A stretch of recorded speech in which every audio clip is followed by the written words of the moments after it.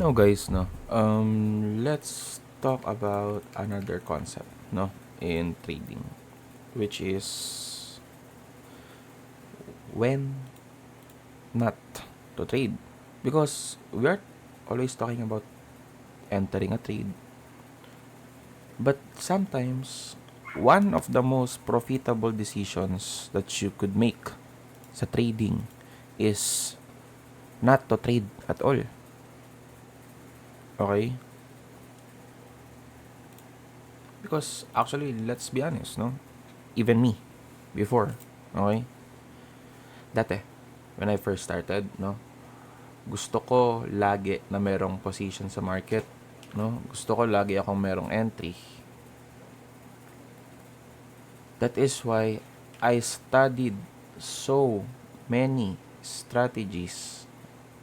Okay, SMC, ICT, nag-CRT pa ako, bukod pa yung ICT ko. Nag-aral ako ng Wyckoff, no? Nag-aral ako ng Wyckoff, nag-aral ako ng harmonics, nag-aral ako ng FIB. Like, kasi gusto ko makadami nga, no? Gusto ko talaga makadami ng entry. But the thing is, minsan, kapag po hindi kayo nag-trade, that would even result in more profit. Bakit? Because minsan, yung pagtitrade natin, di ba dyan nga tayo natatalo minsan? Nandyan yung losses. But the question is, ba't pa tayo natatalo?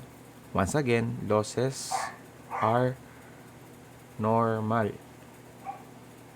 My point being in this video is that lahat ng losses ko is galing sa trade na hindi naman dapat.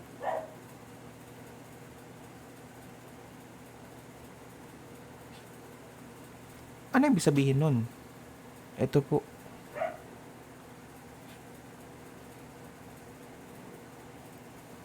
Hindi dapat lahat ng galaw ng market meron kang posisyon. Okay? Hindi dapat lahat ng galaw ni market meron kang posisyon. Kasi baka mamaya nakita mo lumipad si market, napapalong ka nang hindi mo sadya. Isang simple rule. No setup equals no trade. Because kayo guys, there are times, lalo sa mga beginners, that kahit na wala naman silang setup, pinipilit nila mag-entry. Out of FOMO. Or fear of missing out. Ibig sabihin, gusto nyong makasabay dun sa ibang traders na nakikita nyo nagtitrade. But, do they have the same strategy as you? No. Hindi naman. So, now, meron tayong 5 scenarios. Is it 5? But yeah. Ano ba yung mga scenarios? 1, let's talk about the first one. No clear setup, tapos nag-entry ka pa din. Or what I say here is that yung entry mo ay pilit. Ano ba yung mga example nun? Wala pang chok, nag-entry ka na. Ano pa? Wala pang retest, nag-entry ka na. No POI, pero nakita mo yung itsura ng structure na hinanap mo. Itong tatlong to, ibig sabihin yan, wala ka namang setup, pero entry ka ng entry. Kasi guys, kung kailangan nyo pang pilitin na may entry kayo, why do you trade? Why would you trade that? Ibig sabihin, wala kayong setup, huwag nyong pilitin. Once again, trading is about discipline. And if wala naman kayong discipline, hindi kayo magtatagal sa trading. Diba? 2. High impact news. nagtitrade kayo ng main news. Sa mga traders na bago, hindi nyo pa malalaman eh. Diba? Kasi ako nung bago ko, hindi ko alam na nakakapekto pala ang news. Because with news, magkakaroon ng movement na bugs, lilipad, or magdadump.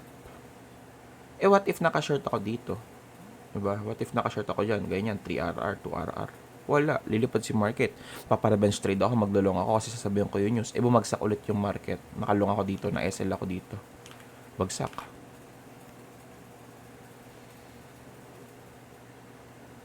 Now guys, even with high win rate setups,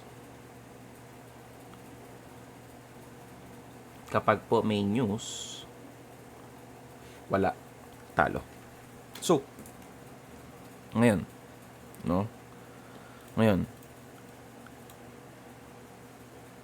what are the websites that you could open to see the news? Dalawa. We have Forex Factory. Ito yung ng website. Go lang kayo sa calendar. And ito, ang hahanapin nyo po is yung mga folders na orange and red. Yan yung mga malakas maka-apekto sa market. So, today is March 28. Do we have any news? Yes. Kaninang umaga pa tapos na. 5:30 a.m. Ngayon, tingnan natin if may naging specific movement ba no 5:30 a.m. 5:30 a.m. Ito diba yung 5:30 a.m. Ito, dito siya yung 5:30 a.m.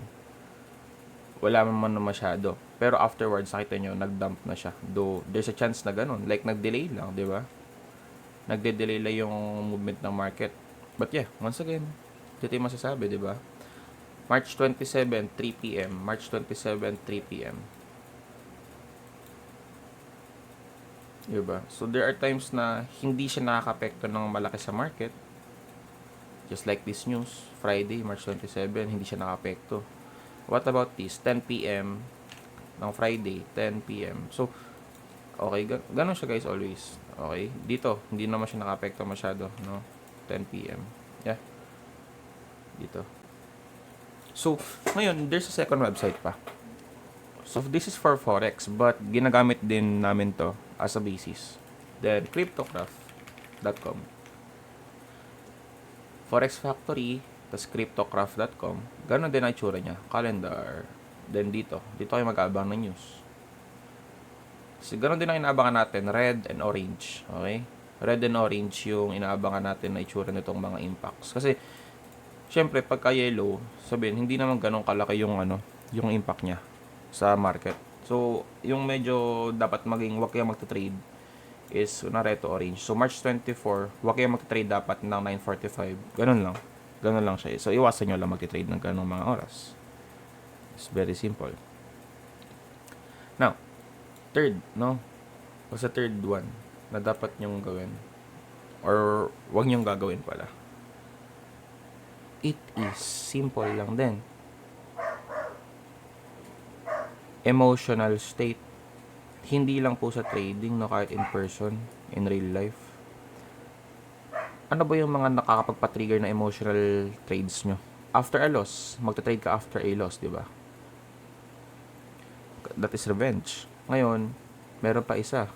After wins, yes po, meron pa tayong. Bakit? Ano ba meron? After a loss, this is revenge. Out of fear, natakot ka eh. And after wins, naging overconfident ka. So, emotional pa din po yun. Even though positive yung emotion mo dyan, this is overconfidence. Because doing trades such as this, dito sa revenge trade, kapag nanalo ka, you would think na, okay lang naman pala mag-revenge trade eh. In reality po, hindi. Makakasanayan mo siya and that is delikado yun. Pangalawa, after wins, kala mo malakas ka na. Overconfident ka, lalakihan mo yung risk mo. Hindi. That is not a good trade because you feel like dahil sunod-sunod ang wins mo, tama yung setup, tama lahat. Like walang mali, spotless, A+ setup. But in reality, minsan dahil overconfident ka, hindi mo nakikita ng maliwanag, no? Si market, wala. Nawawalan ka ng mata. Nagiging bulag sa market because of that. Okay. And of course, meron tayong times that, no? 5 or 4, sorry, is overtrading mode. Ba't tayo nagkakaroon ng overtrading mode? Nagkakaroon tayo ng kasi we force profit. Kasi syempre, more trades, 'di ba? Is more profit. But no po. That is not the reality in trading. Pinaliwanag ko na po ito dun sa concept natin ng reward concept, 'di ba? Hindi dahil madami kayong trades, madami na kayong profit. Kung kayo ay mag-force lang, it means that probably yung model nyo is hindi nyo pa nakikita.